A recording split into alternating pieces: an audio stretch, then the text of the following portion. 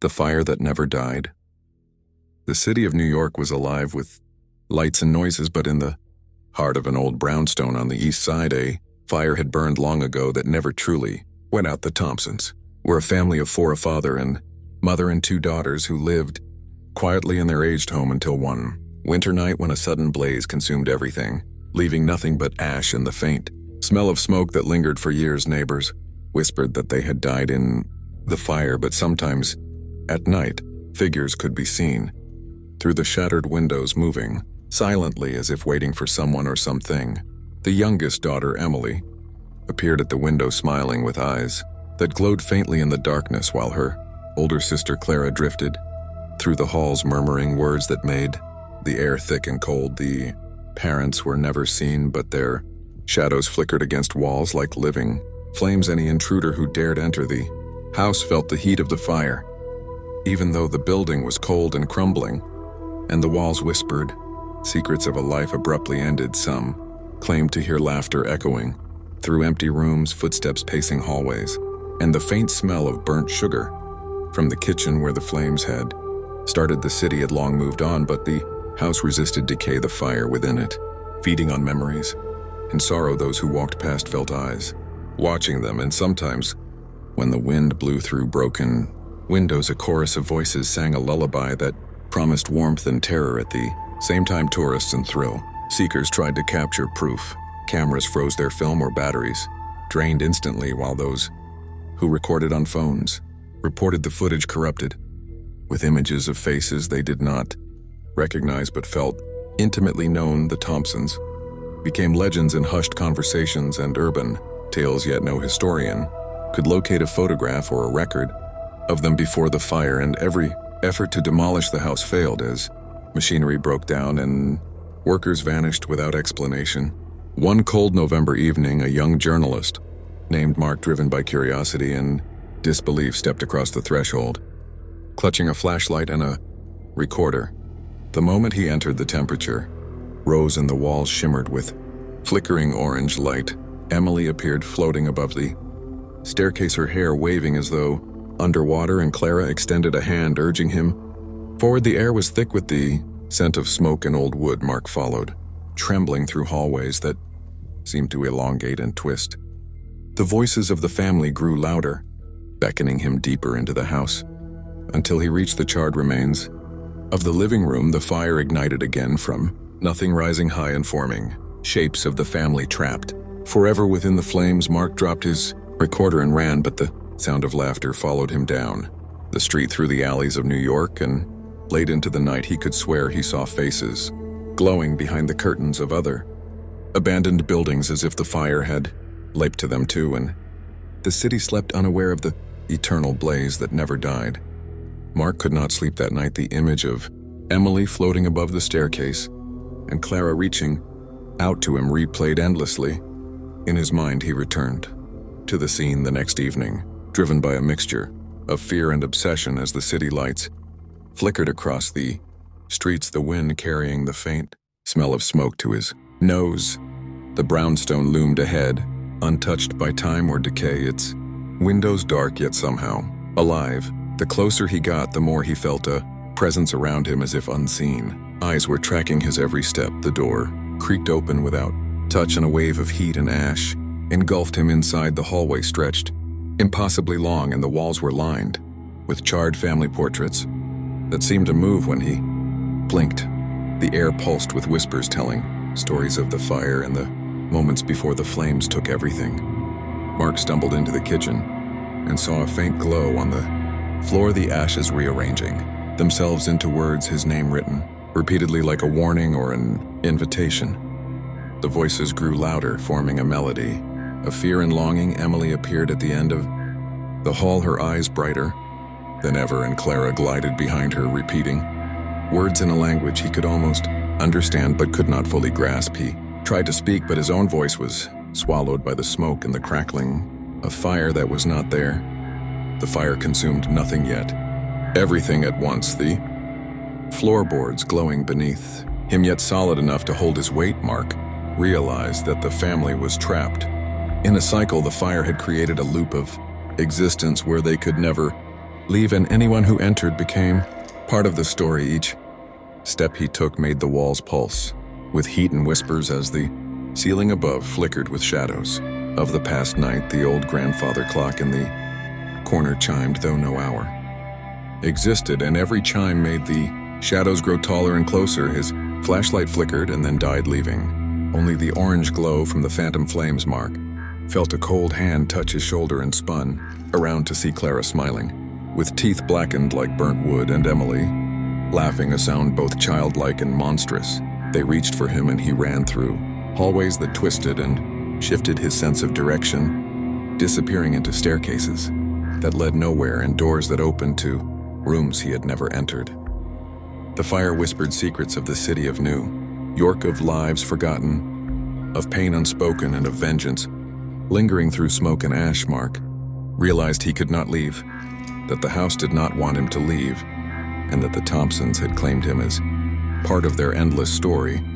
The city outside carried on oblivious, the lights glowing warm, but the streets near the brownstone smelled faintly of burnt sugar and ash, and late at night residents reported seeing shadows moving behind broken curtains, as though the fire had spread silently through walls and dreams, while the Thompsons waited patiently for the next visitor to enter their eternal flame.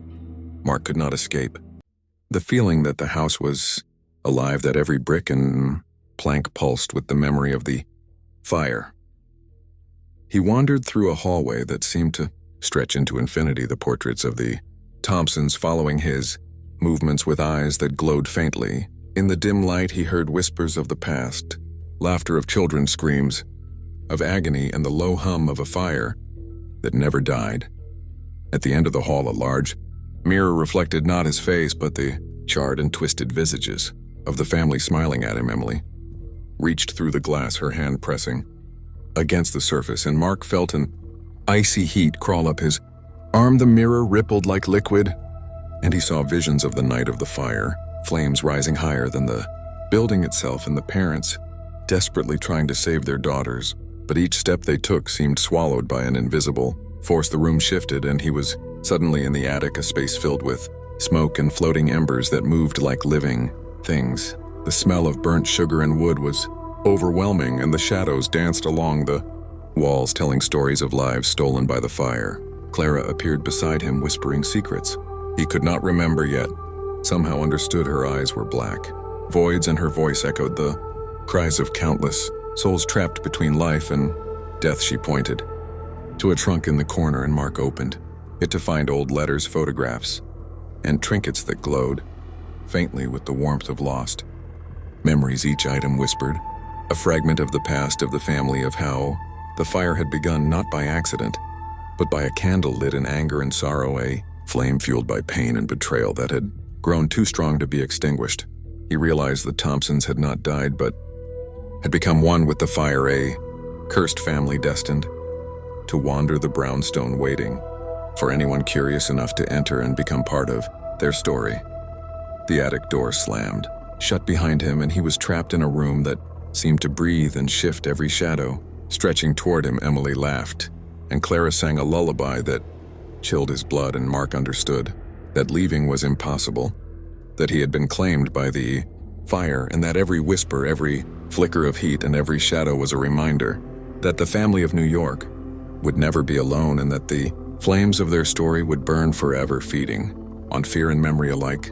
Mark felt the walls pulse around him, as if the house itself were breathing each step heavier than the last. The floorboards groaning beneath his weight, the attic stretched endlessly, the shadows of the Thompsons flickering and shifting with every flicker of unseen flames. Clara glided closer, her voice a low hum that made the air thick and hard to breathe. Emily floated above a pile of old newspapers, her hair flowing like smoke in an invisible wind. The documents beneath her whispered secrets of the city of New York, of buildings that had burned mysteriously, lives that had vanished, and of a fire that consumed both body and soul. Mark stumbled backward into a narrow corridor lined with doors, each leading to rooms filled with memories not his own. The fire flared in each one, showing moments of sorrow, rage, and longing, the flames dancing without consuming the walls. The parents appeared in the hallway, their faces partially hidden behind flickering shadows, their eyes glowing with a terrible warmth. They reached out toward him silently, urging him to understand that the fire was not just destruction, but a living memory, a force that demanded witness and attention. Mark realized the house was a prison, not just for the family, but for all who entered, each visitor adding a new layer to the endless blaze. He ran through rooms that stretched and contracted the air, thick with whispers telling stories he could barely comprehend, yet could not ignore. The floor beneath him began to crack and glow, and he felt the pull of the flames reaching for him, pulling him toward the heart of the house, the center where the fire had started centuries ago, in a candlelit rage that had grown too strong to die. Each room he passed reflected a life lost, a joy extinguished, a flame reborn, and he understood the family's pain and fury were eternal, that they would never leave, and that the house would always call to those curious enough to enter. And late at night, when the wind blew through the broken windows, the sound of the Thompsons' laughter echoed across the street, and those who walked nearby felt the heat of a fire they could not see and smelled the smoke of a blaze that would never die. Mark's heart pounded as the hallway seemed to twist around him, the walls stretching and shrinking with every step, the floor beneath glowing faintly as though breathing heat from the fire that never died. He stumbled into the living room, now a chamber of swirling smoke and floating embers, the shadows of the Thompsons dancing across the walls in grotesque shapes. Emily hovered near the ceiling, her eyes glowing like coals, and Clara drifted beside him, whispering words that clawed at his mind. The air was thick with the scent of burnt sugar and wood, and Mark could feel the heat pressing against his skin, yet no flames touched him. He saw the parents standing near the fireplace, their forms half-shadowed and flickering, the firelight shaping their faces into masks of grief and rage. The moment he looked directly at them, the room shifted, and he was transported to the night of the original blaze. He saw a candle lit in anger, a dispute that grew violent, a single spark that leapt to the drapes and spread faster than thought. The parents tried to save their daughters, but the flames moved like living creatures, pushing them back, each step swallowed by smoke and fire. Mark watched helpless as the family became trapped within the inferno, their souls merging with the blaze, creating a curse that would never end. The fire did not destroy them, it transformed them into guardians of the house, eternal witnesses of pain and loss. Mark felt a hand grip his shoulder and spun around to see Clara smiling, a smile that was both loving and deadly. She whispered that he could leave if he became part of the story, if he allowed the fire to claim him and become another memory feeding the eternal flame. Mark ran blindly through the house, doors leading to rooms that were never there, hallways folding into themselves, stairs twisting upward and downward into darkness, and smoke. Voices of the city echoed faintly through broken windows, reminders of the life he had left behind. But the pull of the house was irresistible. Emily laughed, and Clara sang, drawing him closer to the fireplace, to the heart of the fire where the Thompsons waited, and the flames whispered that their story would never end, and anyone who entered would become part of the fire, forever feeding the memory of the family of New York whose blaze would never die. Mark ran through the shifting hallways, the walls closing in and stretching out as if the house itself were alive, every shadow moving with a purpose, every whisper clawing at his mind. He could hear the laughter of Emily and the lullaby of Clara mixing into a chorus that made his head spin. The fire that never died pulsed through the floors, the walls and the ceiling like a heartbeat that could never stop. He stumbled into a room filled with broken furniture and charred photographs, the images of the Thompsons staring at him with eyes that seemed to see into his very soul. Each photograph whispered fragments of the past, a life consumed by anger, sorrow, and longing. Mark realized the family had trapped themselves in a loop of their own, making their spirits bound to the fire in the house, feeding on anyone who dared enter. The fireplace glowed brighter than ever, and he felt the heat pull him toward it. Emily appeared above the flames, her face serene and terrifying, and Clara reached out her hand to him again, telling him that the only way to survive was to let go of fear and accept the fire. Mark refused and ran through corridors that twisted and multiplied around him, each step heavier than the last the air thick, with smoke and whispers and the smell of burnt sugar filling his nostrils. He tried to find a door leading outside, but every exit turned into another hallway. Every window revealed another room, the city beyond, invisible and distant. The parents appeared suddenly, blocking his path, their forms flickering with the glow of embers, their eyes filled with both warning and sorrow. Mark felt the pull of the fire growing stronger, the warmth turning into a grip that threatened to crush him from the inside. He stumbled into the attic again, the room filled with floating ashes and whispers of the past night of the blaze. He saw the candle that had started it all, burning once more without flame, and he realized that the fire was alive, that it had a memory, a hunger, and a will of its own. The Thompsons were part of it, and it was part of them, and anyone who entered became a thread in its endless tapestry of smoke and heat. Mark understood that the only way to survive was to confront the fire itself and not the shadows of the family whose story would burn forever in the heart of New York. Mark stood in the attic, surrounded by swirling smoke and floating embers, the heat pressing against his skin, the whispers of the Thompsons growing louder and more insistent. He realized he could not run, that the house had already claimed him in part, but that he could still choose to face the fire itself. Emily floated above him, her eyes glowing like molten coals, and Clara hovered beside him, her hand outstretched, the lullaby turning into a chant that shook the walls. The candle that had started the original blaze burned again in the center of the room, its flame alive, though no wick existed.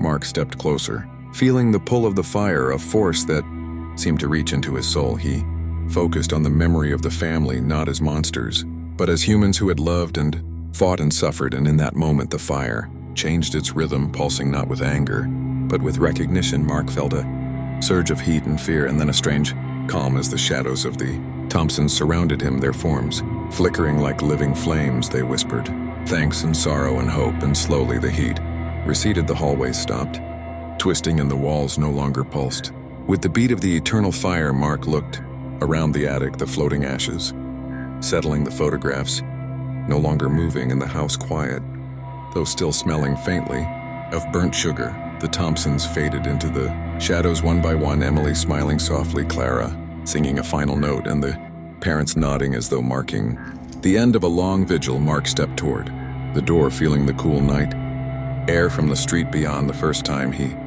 had felt real wind and city sound since entering the brownstone loomed behind him, quiet but still waiting for the next curious soul. The fire that never died, still alive within its walls, but now tempered by the memory of recognition and understanding.